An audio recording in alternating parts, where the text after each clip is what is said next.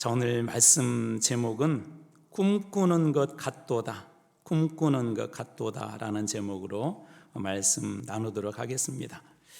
여러분의 인생에서 혹시 참 꿈꾸는 것 같다라고 하는 그런 경험이 있으십니까?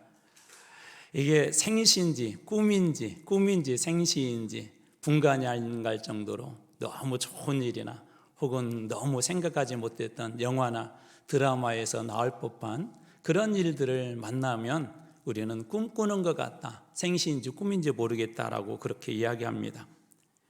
오랜 기간 동안 사랑했던 사람과 결혼을 하게 된다면 아마 그런 기분일 것 같습니다. 또 로또에 1등에 당첨되면 또 그런 기분일 것도 같아요. 또 운동선수 같다면 세계적인 그런 대회에서 늘 꼴찌를 하다가 우승을 하게 되면 꿈꾸는 것 같을 것입니다. 그러나 반대로 좋지 않은 그런 일들이 꿈꾸는 것처럼 우리들에게 일어나기도 하죠. 갑작스럽게 우리 가족 중에 생각하지 못한 큰 질병이 왔다는 소식과 그것도 며칠 못 산다는 그런 절망적인 영화나 드라마에서 보는 듯한 그런 일들을 만나기도 합니다. 이런 일들뿐만 아니라 우리 삶의 주변에서는 작고 사소하지만 이런 꿈꾸는 것 같은 그런 일들이 종종 발생합니다. 다니엘 기도회를 이제 시작한 지 이틀이 되었는데요. 어제도 2, 3일 전부터 계속 말씀을 준비하고 잘 준비를 해가지고 이제 다니엘 기도회 시간이 다 되어서 잠깐 쉬고 저녁 먹고 교회로 가야 되겠다. 5시가 조금 넘었을 때 갑자기 저에게도 꿈꾸는 것 같은 그런 일들이 일어났습니다. 제 눈앞에서요, 제가 평생 그런 걸 본 적이 없었는데 그동안 설교를 다 작성하고 원교를 다 만들어 놨는데요, 그게 눈앞에서 그냥 사라지는 거예요. 흔적도 없이. 그리고 그게 보통 일반적으로 임시 파일에 남거든요. 임시 파일도 흔적도 없고 어떠한 것도 없이 순식간에 다 날아가 버린 거예요. 별로 안 놀라시네요. 순간 막 절망이 오더라고요. 여러 가지 생각이 다 들었어요. 이게 다니엘 기도회 하니까 영적 증제인가 보다. 또 내일 추수감사주일이니까 이게 감사 대신 불평하라고 마귀가 시험을 주는가 보다. 제 평생에 정말 그런 일들이 없었거든요. 정말 꿈꾸는 것 같은 그 짧은 시간 동안 얼마나 순간 당황했는지 모릅니다. 이처럼 살다 보면 꿈꾸는 것 같은 그런 날들이 우리들에게 일어나기도 합니다. 오늘 본문에서도 꿈꾸는 것 같은 일을 만난 사람들의 고백을 우리가 만나게 되는데요. 말씀의 1절입니다. 여호와께서 시온의 포로를 돌려보내실 때 우리는 꿈꾸는 것 같았도다. 오늘 말씀의 배경은 바벨론 포로 70년과 관련이 있는데요. 그때 당시에 바벨론이라고 하는 가장 강력한 나라, 그리고 포로 생활이라고 하는 풀려나올 수 없는 절망적인 그런 상황에 있었는데 이들이 이 바벨론 포로 생활을 끝낸 거예요. 그것 때문에 이 시인은 뭐라고 고백하냐면 우리가 그 포로 생활을 끝났을 때 꿈꾸는 것 같았다라고 그렇게 이야기합니다. 이 모든 일들이 그들에게 일어났을 때 어떠한 일들이 또 그들에게 반응이 일어났습니까? 오늘 말씀의 2절의 앞부분은 이렇게 고백합니다. 그때 우리가 꿈꾸는 것 같은 그때 우리 입에는 웃음이 가득하고 우리 혀에는 찬양이 찼었도다. 웃음이 가득하고 찬양이 넘쳤대. 이것을 오늘 우리 추수감사절에 맞게 한번 바꿔볼게. 감사가 넘쳤대요. 하나님 앞에 이들이 감사의 그런 찬송을 올려드렸다는 것입니다. 성경은 우리에게 감사에 대해서 명령형으로 말씀하시죠. 감사할 수 있으면 감사해라가 아니라 감사하라라고 그렇게 말씀하세요. 그럼 무슨 얘기냐면 감사는 해도 되고 안 해도 되는 게 아니라 목숨처럼 소중하게 여기고 지켜야 될 그런 명령이라는 것입니다. 우리 찬송가 중에 이런 가사로 시작하는 찬송가가 있는데요. 주와 같이 길 가는 거, 그 다음 뭐죠? 혹시 기억하세요? 즐거운 일 아닌가? 주님과 함께 가는 길이 즐거운 길 아니냐고 그렇게 이야기한 그런 한 시인의 고백처럼 여러분들은 정말 주님과 함께하는 그 길들이 즐겁고 또 감사하고 행복합니까? 지난 10개월이 지나고 이제 올해가 2개월밖에 남지 않았는데요. 지난 10개월 이렇게 되돌아볼 때 무엇이 많으세요? 감사가 많으세요? 아니면 참 힘들었다, 혼자 살기 너무 어려웠다? 여러분에게는 무엇이 가장 많이 남아있냐는 것입니다. 오늘 본문에 보면 이들 역시도 지난 70년이라는 긴 삶을 되돌아보면 정말 힘들고 어려운 그런 여정이 있었을 것입니다. 그럼에도 불구하고 그들에게 순간적으로 주어진 이 해방의 놀라운 일들을 꿈꾸는 것 같다고 그렇게 찬양하고 감사하고 있습니다. 오늘은 특별히 추수감사주의를 맞이하여서 우리 감사에 대해서 한번 생각해 보려고 하는데요. 3가지 우리가 하나님께 감사해야 될 큰 이유들을 오늘 본문의 말씀에서 살펴보도록 하겠습니다. 첫 번째로는 하나님께서 나의 구원자가 되어주셨기 때문에 우리는 감사해야 된다는 거예요. 하나님께서 나의 구원자가 되어주셨기 때문에. 오늘 1절, 2절, 3절에는 공통적으로 등장하는 2가지 대비되는 그런 내용들이 등장하는데요. 1절에는 우리가 꿈꾸는 것 같았다. 이제 우리에 대한 얘기를 하는데 잘 들어보세요.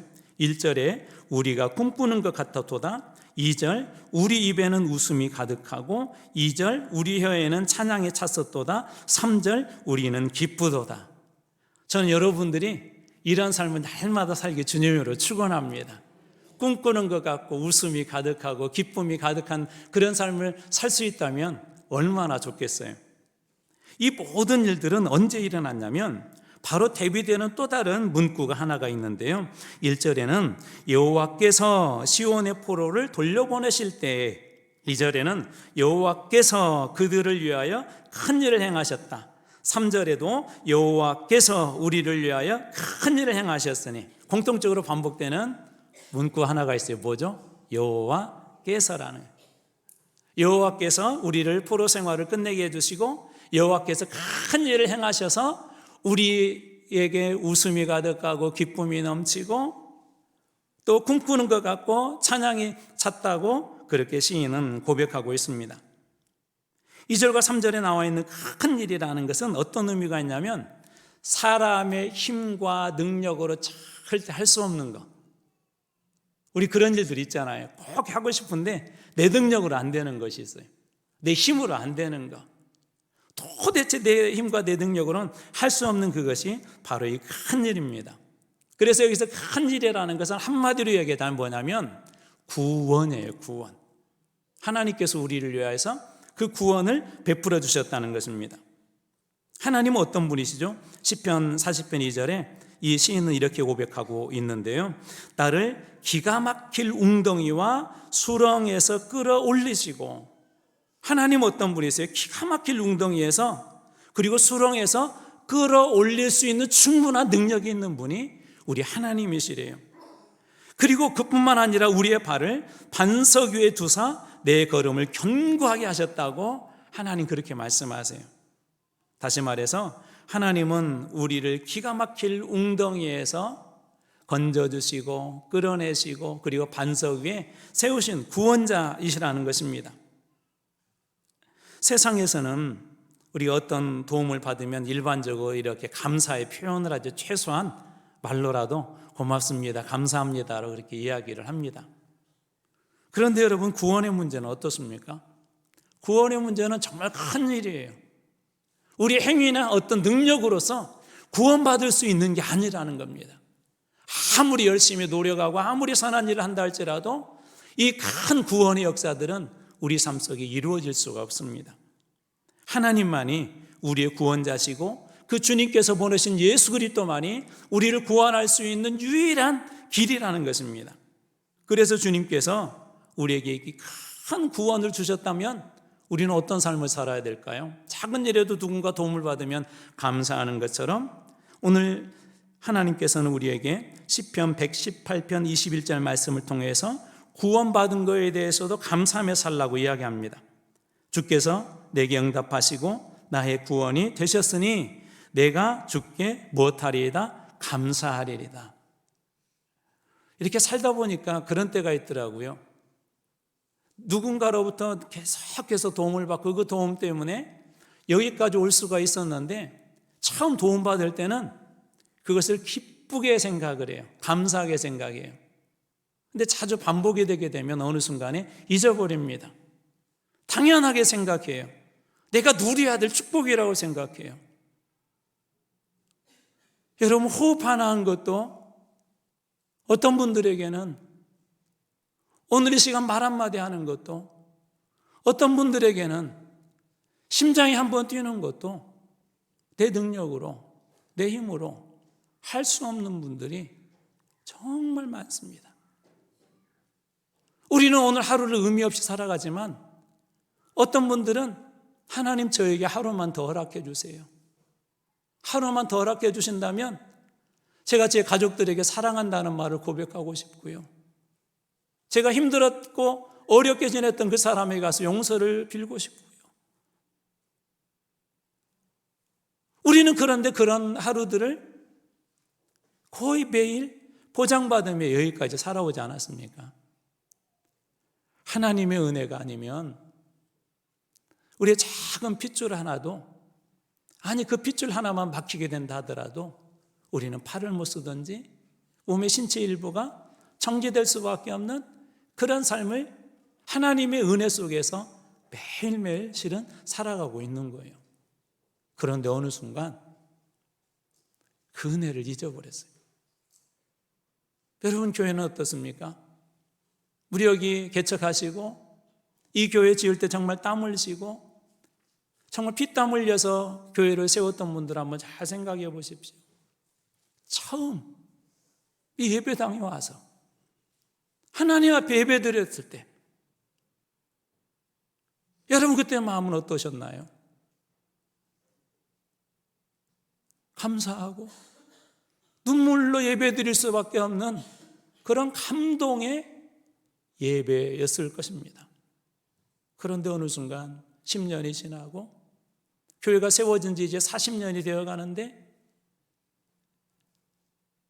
사회에서 보면 가장 중요한 일을 해야 될 때 어느 순간 우리 안에 하나님 앞에 그 드렸던 참 감동의 그 예배, 주님 앞에 우리 교회 잘 지어달라고 하나님 앞에 간절히 기도했던 그 기도, 우리 한번 교회 잘 세워보자고 서로 합력하고 격려했던 그 이야기들이 혹시 사라지지는 않았는가요? 자주 반복되다 보면 이처럼 잊어버립니다. 그런데 주님은 뭐라고 말씀하시냐면, 주님께서 내 삶에 응답해 주시고 내 삶을 구원해 주시고 주님께서 내 삶을 여기까지 인도해 주셨기 때문에 나는 주님께 감사한다고 시인은 그렇게 고백합니다. 누가복음에 보면 10명의 나병 한센인들이 등장하죠. 이들의 10명의 한센인들은 어중간한 곳에 살고 있었어요. 무슨 얘기냐면 마을에 들어갈 수도 없었기 때문에 이방의 갈릴리와 이방의 지역의 경계선에서 겨우 목숨만 유지하고 살던 이 사람들이 어느 날 예수님이 지나간다는 이야기를 들어요. 그래서 빨리 예수님이 가시는 걸 보고 큰 소리로 10명이 합심을 해서 예수님, 예수님 부릅니다. 예수님께서 이렇게 쳐다보니까 그 사람들이 뭐라고 하냐면 저희 좀 고쳐주세요. 예수님께서 그때 그래, 그러면 제사장, 대제사장에 가서 너희 몸을 보여라 하고 이 사람들이 그 말을 듣고는 이렇게 가다가 고침을 받습니다. 다 병을 나은 거죠.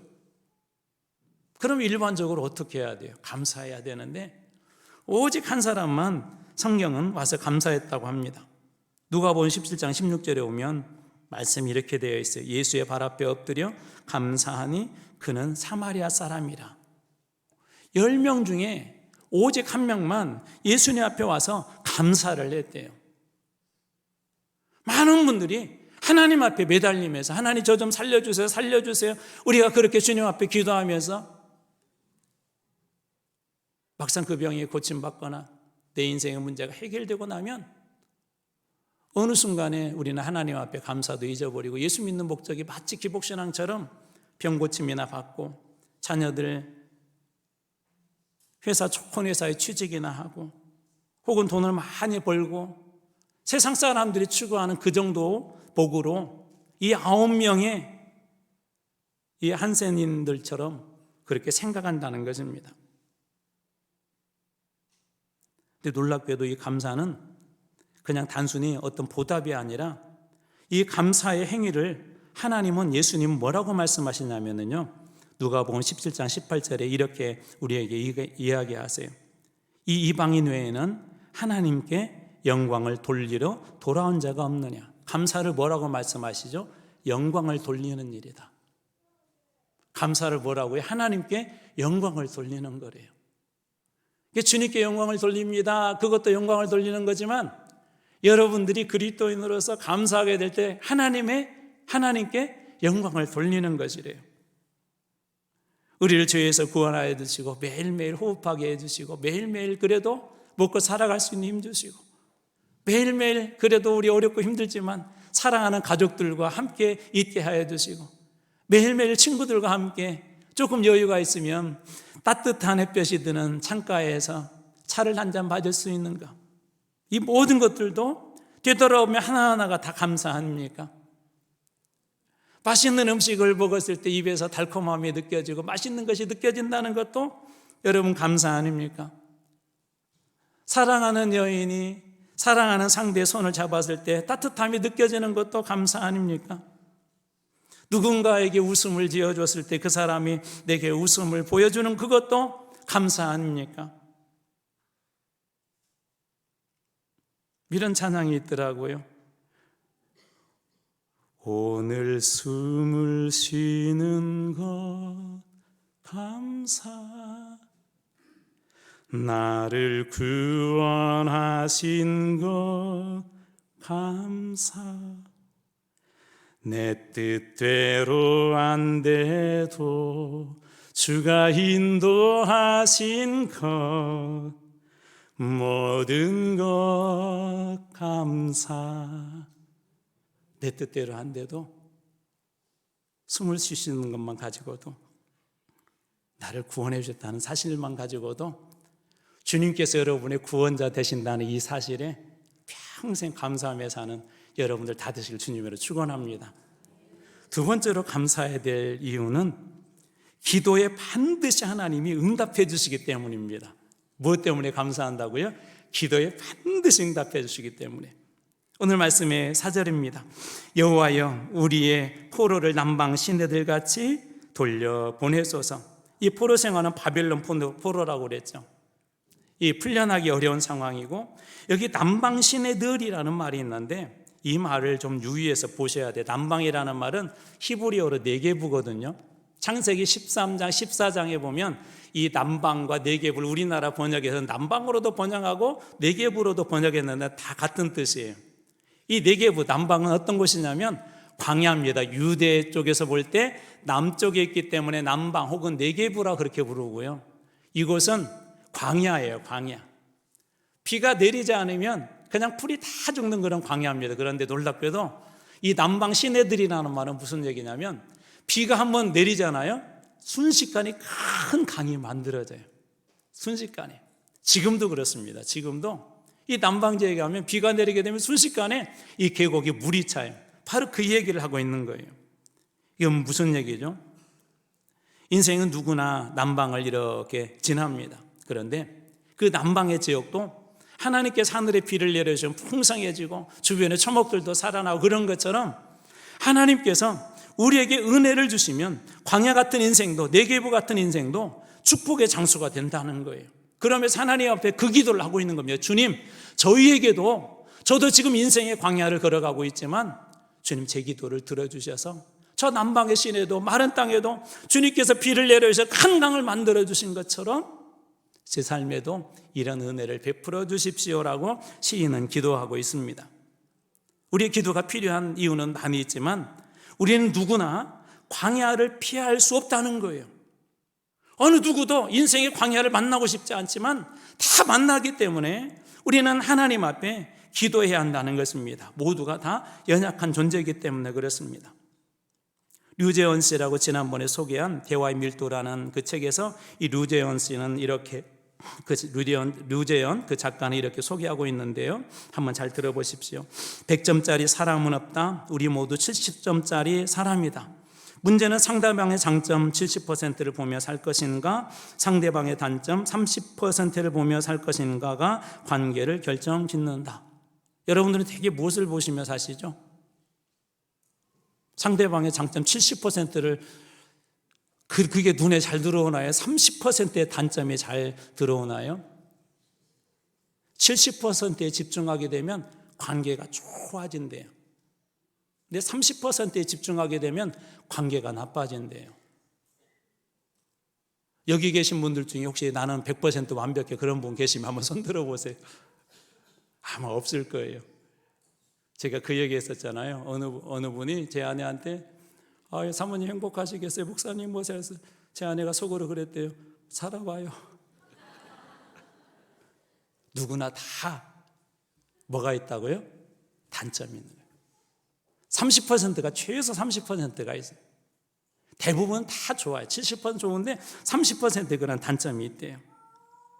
믿음의 사람도 100점짜리는 없습니다. 우리는 모두 연약하기에 오늘 또 예수님이 필요하고 기도가 필요한 것입니다. 더 놀랍고 감사할 수 있는 이유가 있는데요. 이 기도에는 무엇이 있냐면 약속이 있기 때문에 우리 기도가 있고 감사할 수밖에 없다는 것입니다. 여러분들이 잘 아는 마태복음 7장 8절, 구하는 이마다 받을 것이요 찾는 이는 찾아낼 것이요 두드는 이에게는 어떻게 된다고요? 열릴 것이다. 무슨 얘기예요? 3번 약속했다는 건 반드시 기도대로 하나님은 어떻게 하신다? 응답하신다는 거예요. 그래서 우리에게 기도를 주신 것도 감사하지만 하나님은 그 기도에 어떻게 하세요? 응답해 주신대요. 지난 10개월 혹시 풀지 못한 문제들이 있으셨나요? 아니 지금까지 살아오면서 아직까지도 풀리지 않는 인생의 숙제들이 있으셨습니까? 오늘 이 약속을 믿고 주님 앞에 기도의 자리에 서보시기 바랍니다. 그때 여러분들에게도 이 말씀대로 하나님께서 구하는 이에게 받을 수 있도록 주실 것이고 찾는 이에게 찾을 수 있도록 주실 것이고 두드리는 이에게 열릴 수 있도록 주님께서 허락해 주실 줄로 믿습니다. 근데 또 더 감사할 이유가 있어요. 자, 우리에게 기도를 주신 것도 감사하고 또 기도에 대한 약속을 주신 것도 감사하고 또 세 번째 이 기도 앞에 우리가 감사할 수 있는 게 있는데 기도했을 때 더 좋은 것으로 주신대요. 마태복음 7장 11절 말씀, 이 말씀을 같이 한번 읽어볼게요. 같이 읽습니다. 시작. 너희가 악한 자라도 좋은 것으로 자식에게 줄 줄 알거든 하물며 하늘에 계신 너희 아버지께서 구하는 자에게 좋은 것으로 주시지 않겠느냐. 구하는 자에게 어떤 거 주신대요? 좋은 것으로. 이번 다니엘 기도회 때 다 이 좋은 것 받으시기 바랍니다. 다 받으실 줄로 믿습니다. 이번 기도에 나오시는 강사 목사님 중에 한창수 목사님이라는 분이 계세요. 이 목사님은 교회에서 어린아이들하고 말씀 암송한 걸 이제 여러 가지 사역이 있는데 핵심 사역 중에 하나가 이 말씀 암송 사역을 하는데 어느 날 아이들과 시편 8편 2절 말씀을 암송했대요. 주의 대적으로 말미암아 어린 아이들과 젖먹이들의 입으로 권능을 세우시며 어린 아이들과 젖먹이들의 입으로 권능을 세우시며 이는 원수들과 보복자들을 잠잠하게 하려 하심이다. 이 말씀을 교회에서 아이들하고 암송하고 아이들에게 전했대요. 한 아이가 집에 가서 엄마 아빠와 같이 가정 예배를 이렇게 드리는데 그 아이 하나가 이렇게 기도를 하더래요. 하나님, 우리 교회가 상가인데 이사를 가게 되면 목사님들의 책이 많잖아요. 목사님 책 운반하는 것도 너무 힘들고요. 차주 이사하려면 목사님도 힘들고요. 그러니까 이사 안 갈 수 있도록 건물 하나 주세요. 남의 얘기라 별로 감동이 없으시네. 건물 하나 주세요 그랬대요. 어린아이가 엄마 아빠가 기도하는데 엄마 아빠가 얼마나 기특하게 했어요. 그리고 그날 일기장에다가 정말 3층 건물 이렇게 십자가에다가 3층 건물을 다 그렸대요. 그 주일날 가져오니까 목사님이 얼마나 이해가 기특하게 했어요. 그래서 이 목사님이 그 아이를 축복하면서 이렇게 했대요. 말씀대로 하나님, 어린아이들과 젖먹이들의 입으로 권능을 세운다고 하셨으니까 이 아이의 고백처럼 기도처럼 저희도 건물 하나 주세요. 아이 축복해서 그렇게 기도했대요. 그리고 어떻게 될게요? 제가 여기서 다 얘기하면 목사님 할 얘기 없어지니까 다니엘 기도회 때 꼭 나와서 드리세요. 여러분이 예상한 대로 예상한 것보다 다 크게 하나님 은혜 주셨어요. 어린아이 입술의 기도도 하나님 어떠세요? 거절하지 않았어요. 기도에 응답해 주세요. 응답하시되 어떻게? 더 좋은 것으로 우리 하나님은 응답하시는 분이신 걸 믿으시기 바랍니다. 전 여러분들에게도 이번 다니엘 기도회 때 이러한 일들이 일어나길 주님으로 축복합니다. 마지막 세 번째로 감사해야 될 이유가 있다면 눈물의 기도에는 기적이 있대요. 눈물의 기도를 하나님께서 외면하지 않는데요. 오늘 말씀이 5절과 6절 말씀입니다. 눈물을 흘리며 씨를 뿌리는 자는 기쁨으로 거두리로다. 6절 울며 씨를 뿌리러 나가는 자는 반드시 어떻게 해요? 반드시 어떻게 해요? 반드시 기쁨으로 그 곡식의 단을 가지고 어떻게 할 것이다? 돌아올 것이다. 여기서 눈물을 흘린다는 것은 단순히 씨를 뿌린다는, 울며 씨를 뿌린다는 그런 말은 단순히 농사에 대한 이야기가 아니라 눈물의 기도를 이야기해요. 히스기야도 힘든 그런 육체의 질병 가운데 하나님 앞에 눈물로 가서 기도하죠. 눈물로 기도했어요. 이스라엘도 포로 생활 중에 얼마나 힘들고 어려웠는지 눈물의 기도를 하나님 앞에 그렇게 기도했습니다. 여러분들은 혹시 눈물로 기도하고 계신가요? 어떤 중요한 문제들은 정말 그렇게 기도해야 될 때가 있어요. 하나님 앞에 간절히 기도해야 될 때가 있어요. 우리 이번 다니엘 기도회 때 김은호 목사님이 첫 번째 시간에 정말 잘 정리해 주신 것 같아요. 한번 혹시 못 들어보신 분들은 꼭 한번 들어보시면 기도에 놀라운 은혜, 그런 인사이트들을 한번 발견할 수 있을 것 같습니다. 무엇을 위해서 기도할까요? 첫 번째, 여러분 이 사역자들, 목회자들을 위해서 기도해 주세요. 눈물로. 사도 바울도 성도들과 교회들의 기도 없이는 사역할 수가 없었는데요. 로마서 15장 30절에서 이렇게 이야기합니다. 형제들아, 내가 우리 주 예수 그리스도와 성령의 사랑으로 말미암아 너희를 권하노니 너희 기도에 나와 힘을 같이하여 나를 위하여 하나님께 빌어. 바울과 같은 그런 위대한 선교사도, 목사님도 성도들의 기도 없이 그 사역을 할 수가 없었어요. 꼭 목사님들을 위해서 기도해 주세요. 저는 다니엘 기도 시작하면서 영적 경쟁을 하고 있어요. 제 온몸이 막 지금 사실 정신이 없어요. 기도 때마다 하나님께서 눈물을 주세요.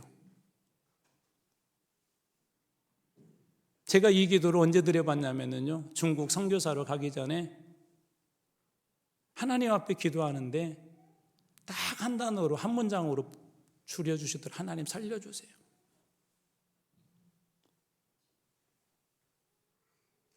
목회자들을 위해서 기도해 주세요. 잘 사역할 수 있도록. 두 번째로 여러분 자녀들을 위해서 눈물로 기도해 주시기 바랍니다. 누가복음 23장 28절 말씀, 예수께서 돌이켜 그들을 향하여 이르시되 예루살렘의 딸들아, 예루살렘의 딸들아, 나를 위하여 울지 말고 너희와 너희 자녀를 위하여 울라. 너희와 너희 자녀들을 위하여 울라. 지금까지 인류 역사상 어머니의 기도가 한 번도 실패한 적이 없습니다. 어거스틴은 그의 어머니가 무려 32년 동안을 기도했어요. 우리는 성자 어거스틴만 기억하지만 32년 동안 하나님 앞에 눈물로 기도했을 때 그 아들이 돌아와서 지금은 세인트 성자라고 하는 그런 이름을 얻게 됩니다. 여러분의 자녀는 링컨도 어린 시절을 이렇게 회상하고 있는데요, 어머니의 기도 소리는 오막살이 통나무집 구석구석에 깔려있는 것 같았다. 어머니가 늘 그 통나무집에서 아들을 위해서 기도한 것 같아요. 집안뿐만 아니라 들에서 일할 때나 내가 성장하여 가게에 나가 일할 때나 어머니의 기도 소리는 언제나 내 주변에서 사라지지 않았다. 한 번도 링컨의 주변에서 어머니 기도 소리가 사라진 적이 없었대요. 우리나라에도 이런 어머니들이 많이 계시죠. 옛날 서대본에 그 영천시장이라는 시장이 있었대요. 그 시장이 무엇으로 유명하냐면 콩나물, 장사꾼들이 그렇게 많대요. 콩나물로 유명한 곳이랍니다. 한 여인이 새벽에 그 시장에 콩나물을 이렇게 길러서 팔러 가는데 매일 새벽마다 가장 먼저 교회 밖에다 콩나물 씨를 이렇게 놔두고 교회에 들어가서 새벽 기도를 하고 늘 시장에 그 콩나물을 팔러 갔어요. 새벽 기도의 기도 제목은 이거였대요. 평생 예수 그리스도와 함께 살면서 자식들을 믿음으로 성장시켜 하나님의 좋은 일꾼들이 되게 하는 것. 평생 그리스도 안에 살면서 하나님 우리 자녀들 잘 되게 해주세요. 예수 잘 믿게 해주세요. 하나님의 신실한 일꾼 되게 해주세요. 그렇게 기도했다는 거예요.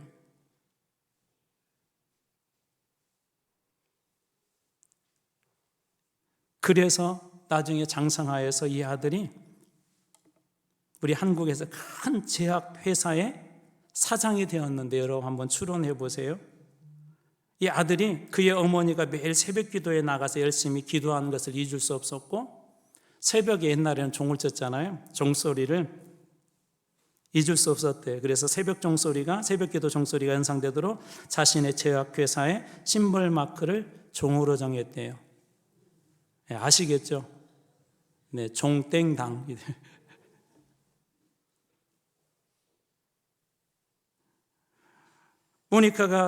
어거스틴의 어머니 모니카가 늘 그렇게 울며 기도하고 실망과 좌절할 때마다 암브로시우스라는 그 주교가 그런 얘기를 했다고 그랬잖아요. 모니카, 기도하는 자녀는 결코 망하지 않아. 그러니까 32년 동안 그 확신을 가지고 자녀들을 위해서 울며 기도할 수 있었던 거예요. 여러분, 기도에는 부두수표가 없습니다. 기도는 반드시 응답받습니다. 울며 기도하는 사람들에게는 더 놀라운 일들이 일어납니다. 사랑하는 성도 여러분, 이제 한 우리 10불 정도 남았지만 이 10불 동안이라도 한번 성전에 모여서 같이 한번 울어보지 않겠습니까? 그동안 풀 수 없었던 그 문제들 하나님 앞에 내려놓고 여러분의 자녀들의 그 인생을 하나님 앞에 한번 맡겨보고 여러분의 남편과 여러분의 아내와 여러분의 삶의 모든 현장을 주님 앞에 한번 맡겨보고 그렇게 울며 기도해보지 않겠습니까? 그래서 오늘 이 시편 126편에 이 사람들의 고백처럼 여호와께서 그 일들을 행하실 때 그때 여러분들이 우리가 이것 때문에 감사합니다. 이것도 감사합니다. 그것도 감사합니다. 이래서 감사합니다. 저래서 감사합니다. 감사의 결실로 다 맺어지는 이번 추수감사주일과 또 그리고 다니엘 기도에 다 되길 주님의 이름으로 축복합니다. 기도하겠습니다.